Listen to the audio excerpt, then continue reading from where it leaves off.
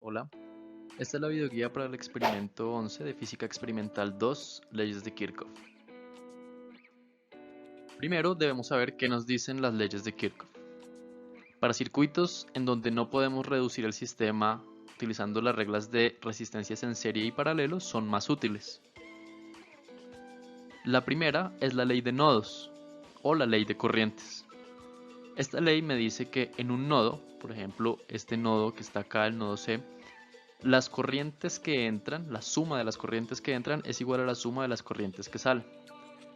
Para este caso, consideramos que la corriente va de B a C, esta corriente estaría entrando al nodo C, y que las corrientes de C a D y de C a E salen. Así se vería la ley de nodos. Además tenemos la ley de mallas o la ley de voltajes, donde tomamos un camino cerrado dentro del circuito, en este caso tomamos el siguiente camino cerrado, empezamos acá en la fuente, recorremos la resistencia R1, R2, R4 y volvemos a nuestro punto de origen. Según esto, la suma de los voltajes, de todos los voltajes, es igual a 0, lo que es equivalente a decir que el voltaje que sube acá en la fuente es igual a toda la suma de las caídas de voltaje que se tienen en las resistencias. El montaje experimental es este que se muestra en las figuras. Tenemos una fuente en la cual vamos a alimentar el voltaje, un multímetro con el cual vamos a poder medir el voltaje en cada una de las resistencias y nuestra placa de pruebas con diferentes resistencias y cables para hacer las conexiones y armar el circuito mostrado en la figura. Ese circuito se vería de esta forma.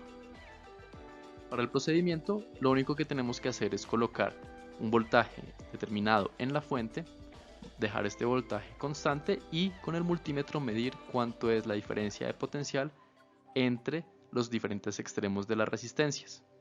Sabiendo esto, podemos utilizar estas diferencias de potencial para calcular la corriente y para verificar las leyes de Kirchhoff. Los datos entregados en el archivo de Excel serán los siguientes. Se darán las resistencias R1 hasta R6 con sus códigos de colores.